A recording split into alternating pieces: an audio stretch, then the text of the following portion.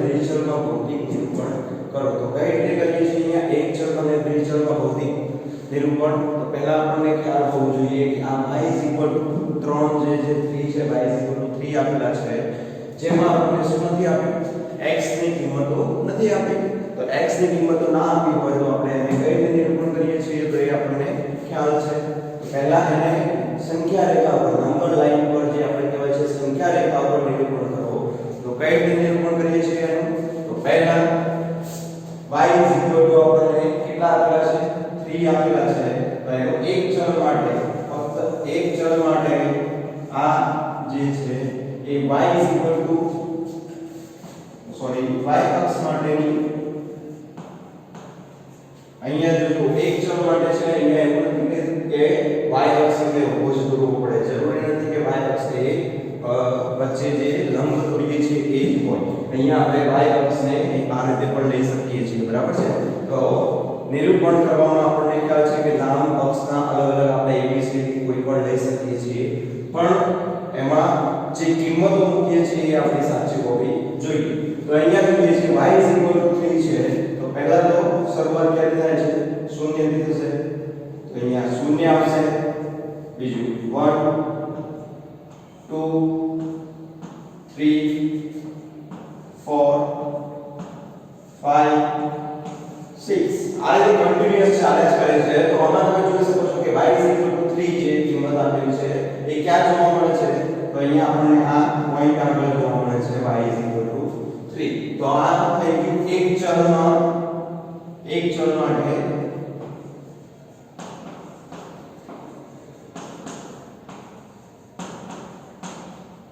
માટે y 3 નું નિરૂપણ. હવે દ્વિચલ માટે જોવું છે આપણને. તો દ્વિચલ માટે શું કહેવામાં આવે છે કે x અને y, અહીંયા આપણને x નથી આપેલો, તો આપણે શું કરીએ છીએ?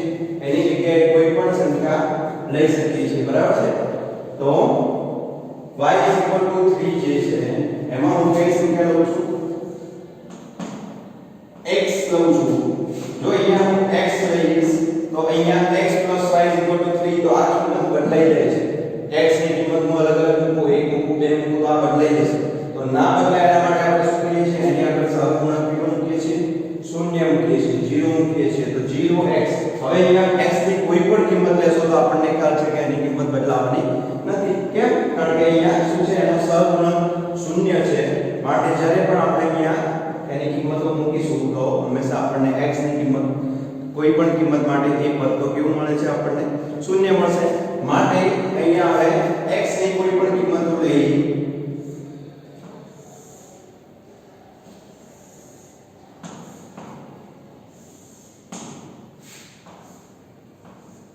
આ x છે, y છે. y ની કિંમત આપણને ખબર છે કેટલી છે? અહીંયા 3 આપેલી છે. તો દરેક ખાનામાં આપણે 3 લઈ લઈએ છીએ.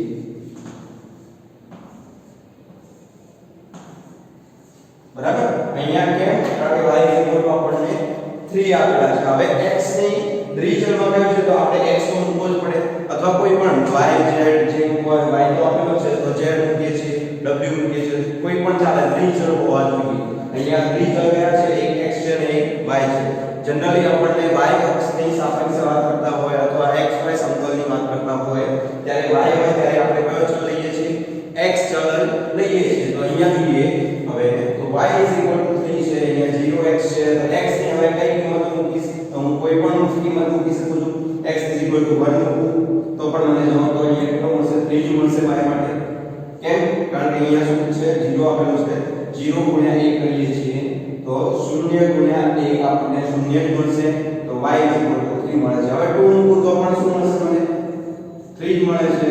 3 મૂકો તો 3 જ મળે છે. 4 માટે 3, 5 માટે 3. દરેક કિંમતો મૂકશો, કોઈ પણ કિંમતો x ની મૂકીએ છીએ ત્યારે આપણને જે જવાબ મળે છે અહીંયા એ હંમેશા કેવો મળશે? તો y ની કિંમત હંમેશા 3 જ મળે છે. બરાબર? તો એ ખ્યાલ આવી ગયો. હવે નેક્સ્ટ જોઈએ છીએ એમાં તો કે શું કરવાનું છે? બે ચલમાં, આ દ્વિચલમાં એનું ભૌતિક નિરૂપણ કરવાનું છે. તો એના બે ચલના બિંદુઓ આપણને ખ્યાલ આવી ગયો. હવે નિરૂપણ કરીએ છીએ તો એને માટે શું કરીએ છીએ? આપણે ગ્રાફ દોરવો પડશે.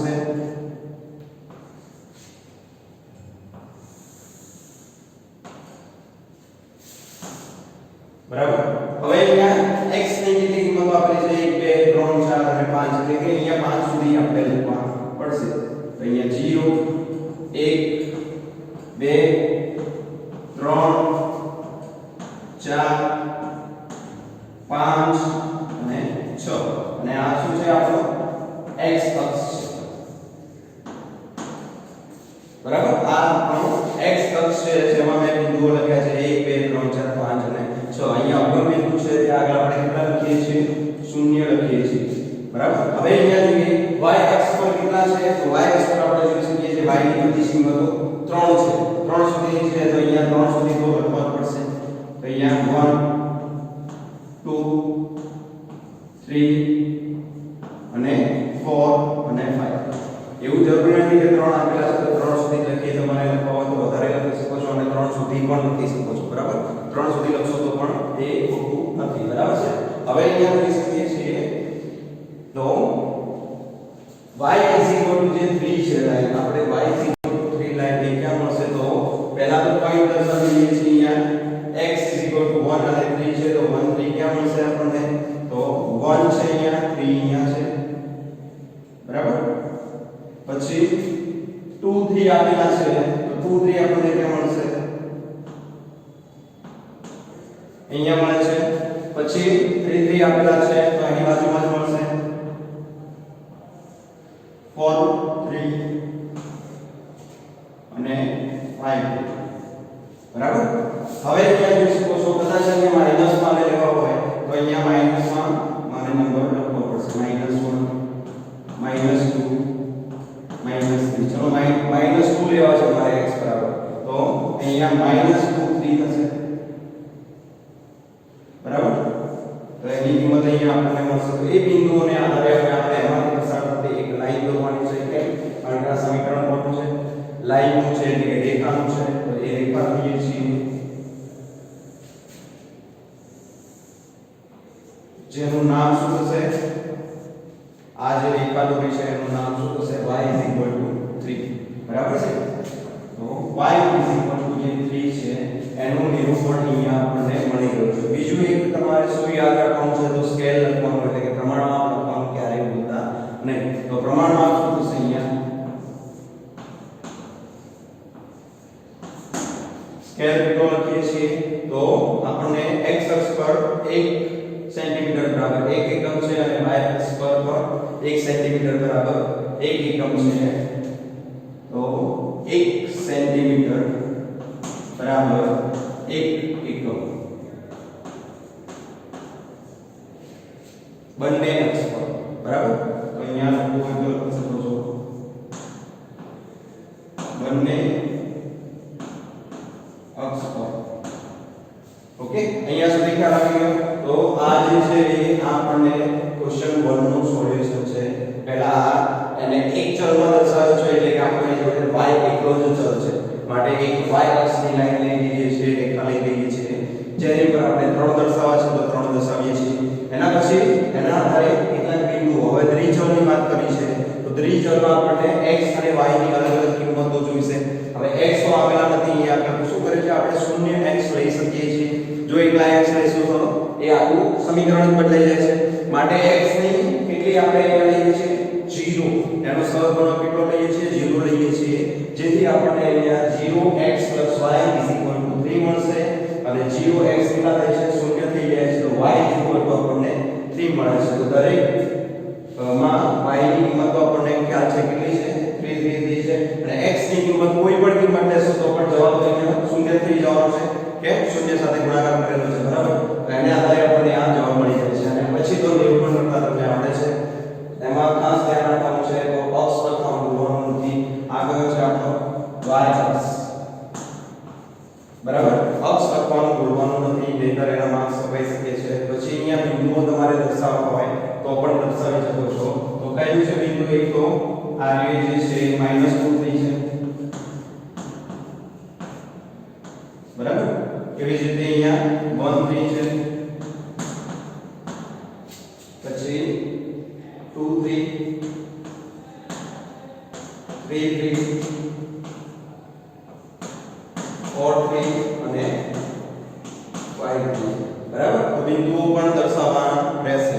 તો અહીંયા સુધી તમને સમજાઈ ગયું. હવે આગળ જોઈએ છે ક્વેશ્ચન નંબર 2 જેમાં આપણને આપેલું છે 2x 9 0.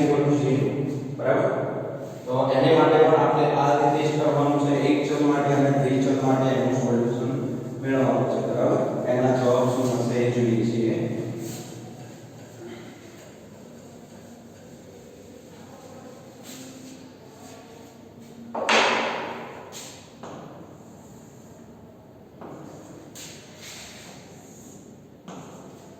બરાબર. હવે આપણને આપેલું છે ક્વેશ્ચન નંબર 2 માં કે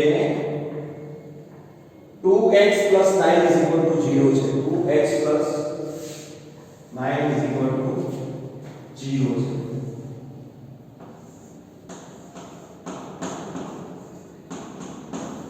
તો એને માટે એક ચલ અને દ્વિચલમાં એનું ભૌતિક નિરૂપણ કરવાનું છે. તો પહેલા અહીંયા આપણને ખબર છે કે 2x 9 એક જ ચલ આપેલો છે. તો એક ચલ માટે એની કિંમત કેટલી થાય છે શોધી લઈએ છીએ. તો 2x અહીંયા જે છે પ્લસ સાઇન છે પેલી બાજુ જશે તો શું થશે માઈનસ 9 થઈ જશે.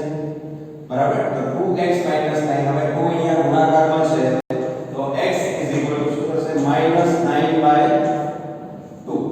ઓકે. તો x -9/2 મળે છે આપણને.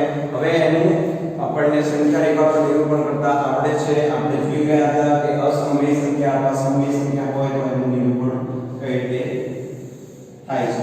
તો પહેલા તો એને x અક્ષ લઈ લઈએ છીએ. બરાબર. તો આ છે આપણો x અક્ષ જેના પર આપણને કેટલા દર્શાવવાનો છે માઈનસમાં કિંમત દર્શાવવાની છે. તો અહીંયા અંદાજિત કિંમત જે દશાંશ પદ્ધતિને આધારે કરીએ છીએ તો 9/2 કેટલા થશે 4.5 થાય છે. તો આપણે માઈનસમાં 4.5 સુધી જવું પડશે. તો આપણે શૂન્ય અહીંયા નહીં મૂકીએ કેમ કારણ કે અહીંયા આ બાજુ જવાનું છે. તો શૂન્ય આપણે અહીંયા મૂકીએ છીએ અહીંયા મૂકીએ છીએ -1 -2 -3 -4 -5. ઓકે. હવે અહીંયા -9/2 છે. તો અહીંયા કેટલા થશે આપણને 4.5 એક્ઝેક્ટ આ બે 4 અને 5 ની વચ્ચે મળે છે. તો આ જે બિંદુ છે એ કયું છે આપણું -9.2 એટલે કે સોરી -9/2 જેને આપણે શોધીએ છીએ -4.5. હવે અહીંયા જોઈએ છીએ તો આપણે x અને y આપણે બંનેમાં આપણે નિરૂપણ કરવું છે. અહીંયા x ની કિંમત આપણને ખ્યાલ છે.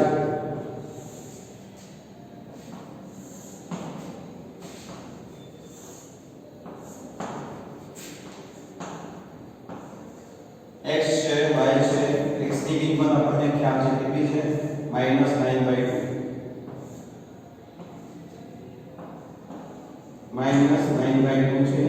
દરેક વખતે x ની કિંમત તો આપણને એટલી જ મળે છે માટે આપણે દરેક જગ્યાએ -9/2 જ લઈએ છીએ. -9/2 લઈએ છીએ અને -9/2.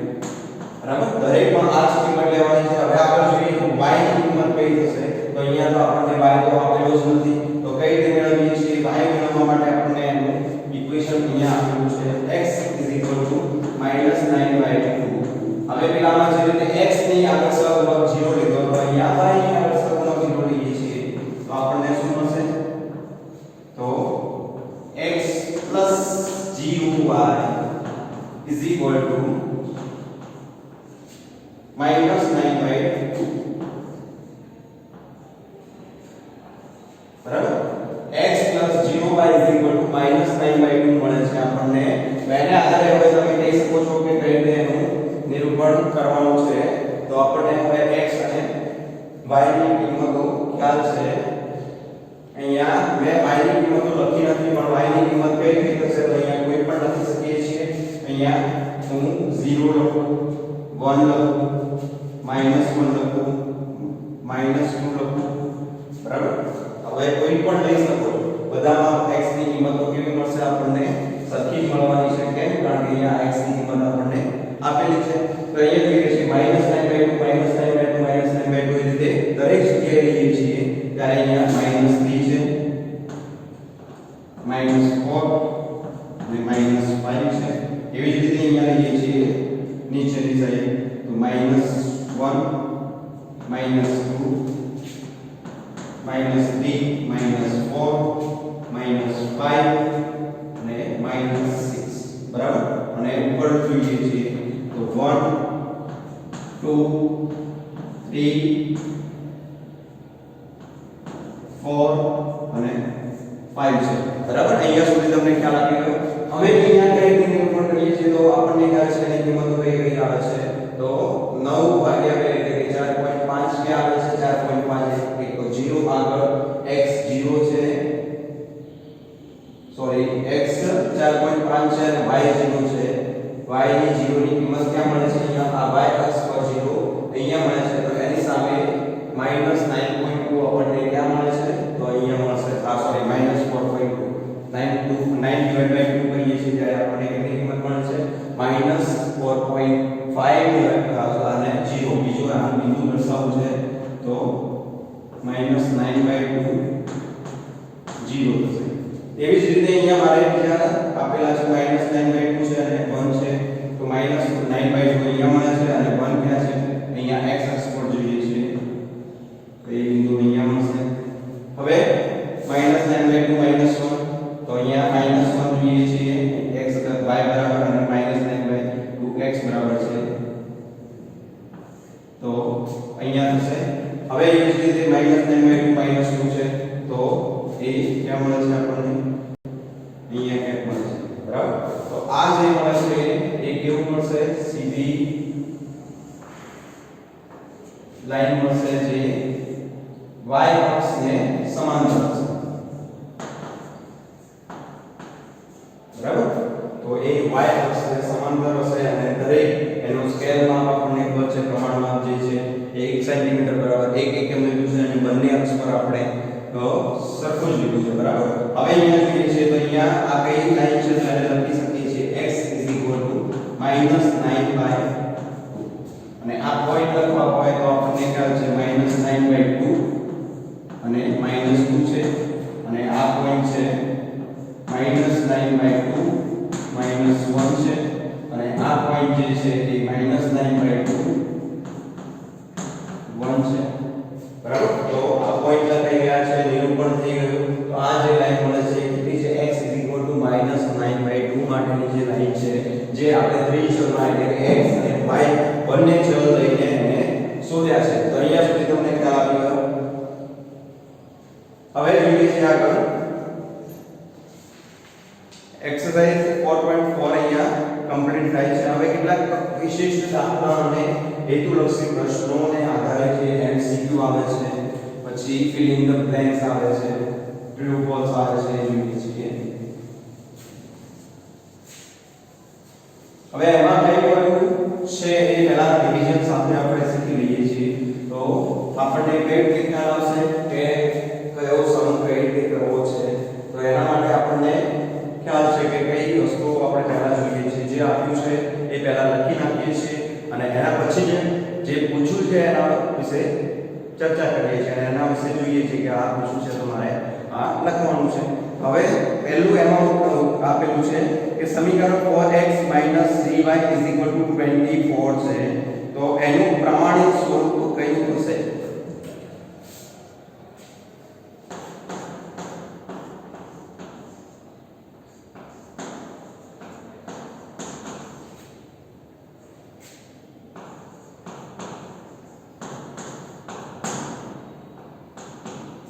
અહીંયા આપણે આપેલું છે એક સમીકરણ એનું પ્રમાણિત સ્વરૂપ લખો તો 4x - 3y = 24 4x - 3y = 24 છે. પ્રમાણિત સ્વરૂપ આપણને ખ્યાલ છે કયું થાય છે ax + by + c = 0. આ એનું કયું છે પ્રમાણિત સ્વરૂપ કહેવાય છે. તો જ્યારે પણ કોઈ પણ સમીકરણ માટે પ્રમાણિત સ્વરૂપ પૂછવામાં આવે તો બરાબરની એક સાઈડ 0 હોવું જોઈએ અને બીજી બાજુ બધા જ એના x અને y અને જે અચળ સંખ્યાઓ છે તે હોવી જોઈએ. તો અહીંયા 4x - 3y છે તો અને આ 24 જમણી બાજુ છે તો ડાબી બાજુ આવશે તો -24 થશે = જે મળે છે આપણને 0 મળે છે બરાબર છે 0 મળશે 4x - 3y - 24 = 0. હવે અહીંયા તમને થશે કે અહીંયા તો આવું ક્યાં સમીકરણ છે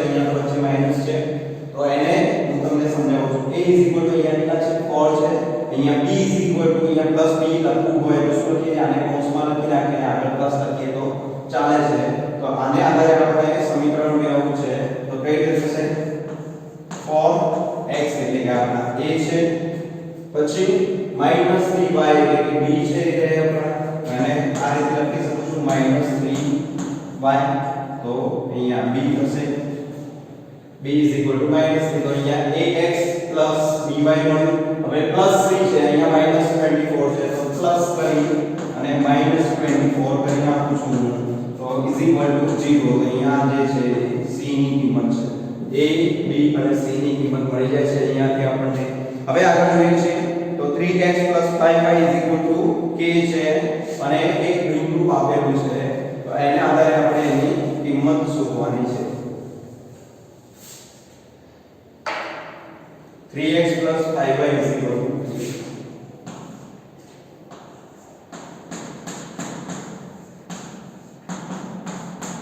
બરાબર તો 3x 5y k છે જે આપણને ઉકેલ આપેલો છે 3 તો ઉકેલનો મતલબ થાય છે કે એમાં જે રહેલા ઘટકો જે છે 3a શું છે આપણો x છે અને આ 3a y છે બરાબર તો એને કઈ રીતે લખી શકીએ છીએ આપણે કૌંસમાં xy લખી શકીએ છીએ તો x ની કિંમત કેટલી છે 3 છે અને +5 y ની કિંમત કેટલી છે આપણે 3 છે તો એને આધારે આપણને અહીંયા સોલ્યુશન કરીએ છીએ ત્યારે 3 9 મળે છે +5 15 મળશે k થાય છે તો k આપણને ટોટલ કેટલા મળશે 15 9 કરીએ છીએ ત્યારે આપણને 24 મળે છે તો k આપણને 24 મળે તો આ છે k ની કિંમત બરાબર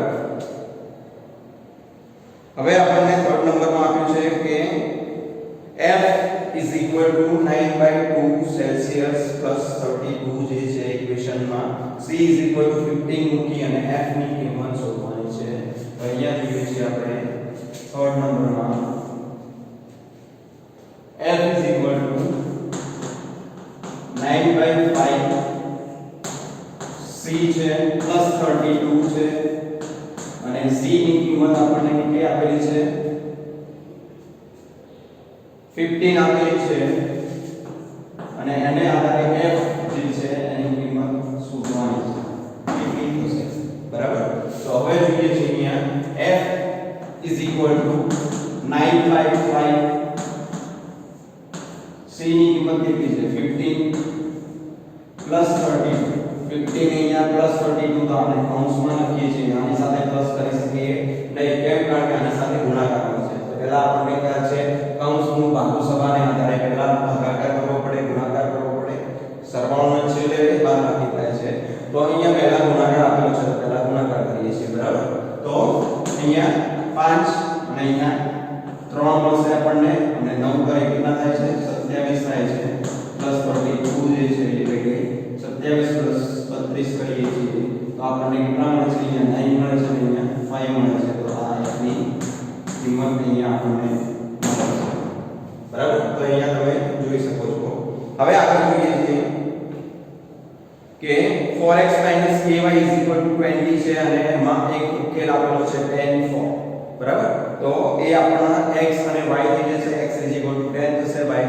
4 થશે તો એના આધારે આપણે કરી શકીએ છીએ હવે એના પછી ક્વેશ્ચન નંબર 5 માં કહેવામાં આવ્યું છે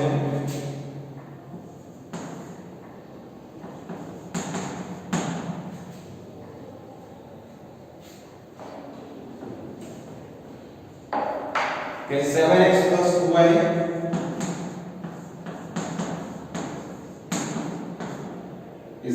આપણને k આપેલા છે 7x + 2y k આપેલા છે અને એ ક્યાંથી પસાર થાય છે ઉગમ બિંદુમાંથી પસાર થાય છે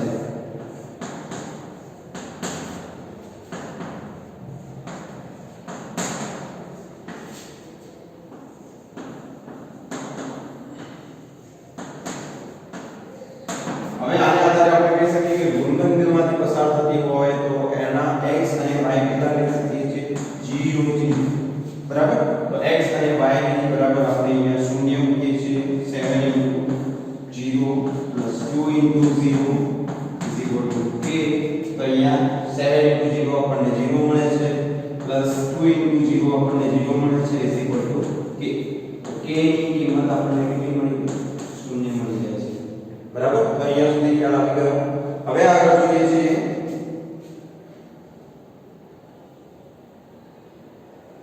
કે બે સમીકરણ આપેલા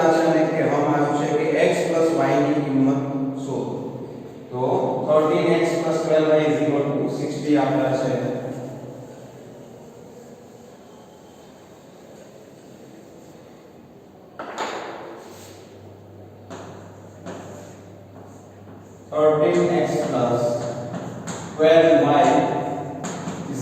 આપણને 60 આપ્યા છે અને બીજું આપેલું છે 12x 13y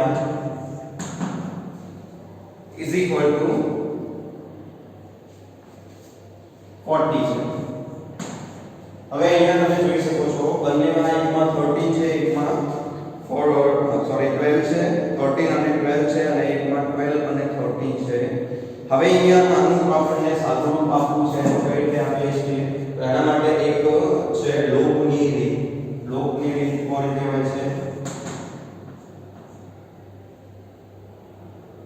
અથવા બીજું એ પણ કરી શકો છો કે ડાયરેક્ટ બંનેનો સરવાળો કરીએ છીએ તો કેટલો મળશે આપણને અહીંયા 100 મળે છે બરાબર. સરવાળો કરો તો 12 અને 13 કેટલા થશે તો 25 y થાય છે એટલે કે 25y. અહીંયા પણ 25x થશે બરાબર છે. તો લોપની રીત હવે તમે નેક્સ્ટ સ્ટાન્ડર્ડમાં ભણશો. અત્યારે તમારે નથી આવતી માટે અહીંયા 25x છે 25y છે is equal to 100 આપેલા છે. હવે આખા સમીકરણને આપણે 25 વડે ભાગતા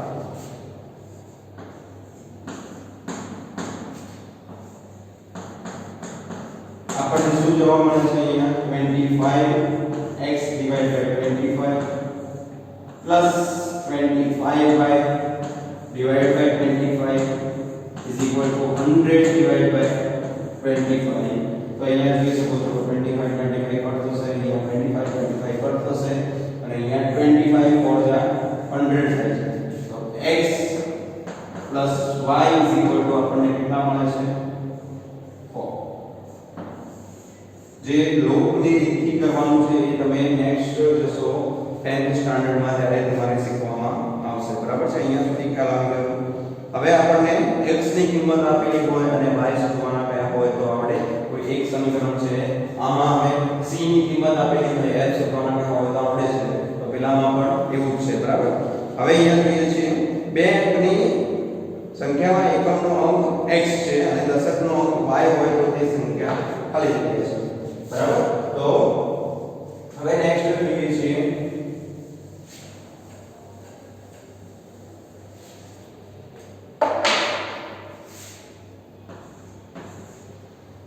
શું આપેલું છે આપણને જો અંક બે અંકની સંખ્યામાં એકમનો અંક x આપેલો છે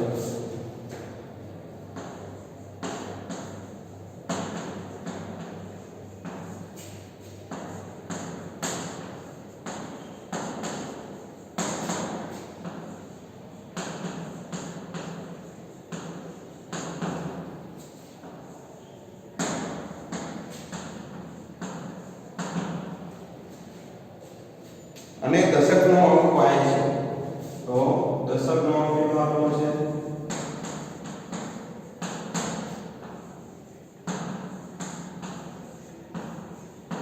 બરાબર છે. દશકનો અંક y આપેલો છે અને કહેવામાં આવ્યું છે કે તો તે સંખ્યા શોધો. તો સંખ્યા કઈ છે આપણને શોધવાનું બરાબર છે. હવે બે અંકની સંખ્યામાં એકમનો અંક x છે અને દશકનો અંક y છે બરાબર. તો એ સંખ્યા કેવી થશે yx થશે. તો ડાયરેક્ટ આપણને જવાબ મળે છે થર્ડ જે આ ક્વેશ્ચન છે 6 નંબર એમાં બે અંકની સંખ્યામાં એકમનો અંક x છે અને દશકનો અંક y છે. અહીંયા x લઈએ છીએ અને દશકના અંકમાં y લઈએ છીએ તો અહીંયા આપણને ખ્યાલ આવી જાય છે. પછી હવે એને લખવું છે તો કયા સ્વરૂપે લખીએ છીએ તો એને એક્ઝેક્ટ એ અંકની બે અંકની સંખ્યા શોધવી છે તો આ yx થશે અને એને લખવું છે તો આપણે કઈ રીતે લખી શકીએ છીએ 10y x તરીકે લખી શકીએ છીએ બરાબર. કેમ? કારણ કે આ y એ દશકનો અંક છે અને x આપેલા છે આપણને તો શું થશે 10y x. તો 10y જે છે એ દશકના અંકમાં છે તો એનો સરવાળો કરી કોની સાથે સરવાળો કરવાનો છે એકમના અંક સાથે સરવાળો કરી અને આપણને કિંમત પૂછી છે તો બે અંકની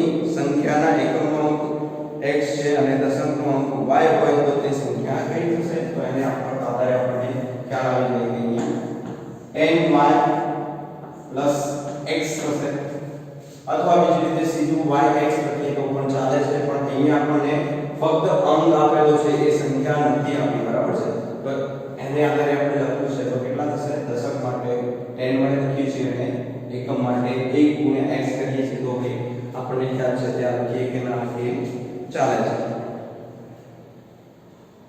હવે બે સંખ્યાઓનો તફાવત બે સંખ્યાઓનો સરવાળો 15 અને તફાવત 4 છે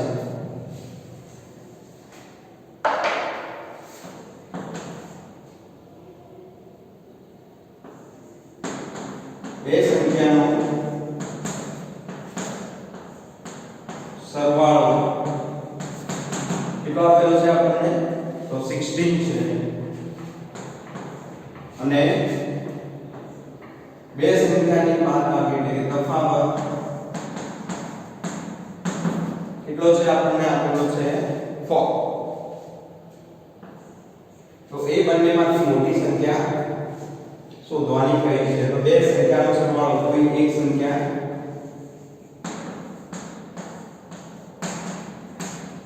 x છે બરાબર અહીંયા લખીએ છીએ ધારો કે એક સંખ્યા x છે અને બીજી સંખ્યા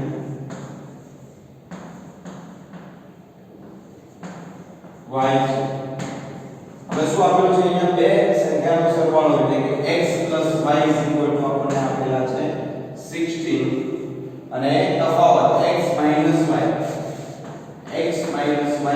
આપણને આપેલા છે 4 હવે શું કર્યું છે આપણને ખ્યાલ છે કે બંનેનો સરવાળો કરી દઈએ છીએ ત્યારે આપણને કિંમત મળી જશે બરાબર તો y અહીંયા કટ થઈ જશે તો અહીંયા બંનેનો સરવાળો કરીએ છીએ તો કેટલો થશે અહીંયા 20 મળશે અને c અહીંયા આ કટ થઈ જાય એટલે 1 + 1 - 1 અને x + x 2x મળશે તો 2x = 20 છે તો x કેટલા થશે 20/2 થશે તો x આપણને 10 મળશે હવે x ની કિંમત 10 મળી ગઈ તો અહીંયા y ની કિંમત કેટલી મળશે તો 16 માંથી 10 માઈનસ કરી નાખીએ કેટલી મળશે તો y ની કિંમત આપણને જે મળે છે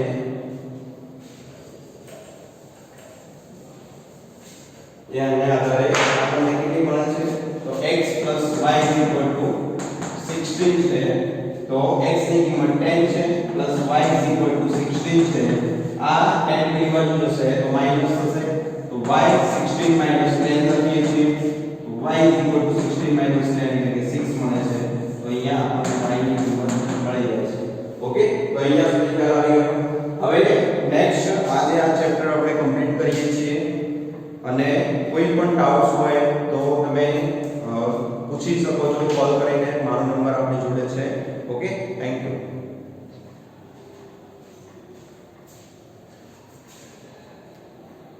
Like, share and subscribe the channel Tropiconitrus Education and press the bell icon for more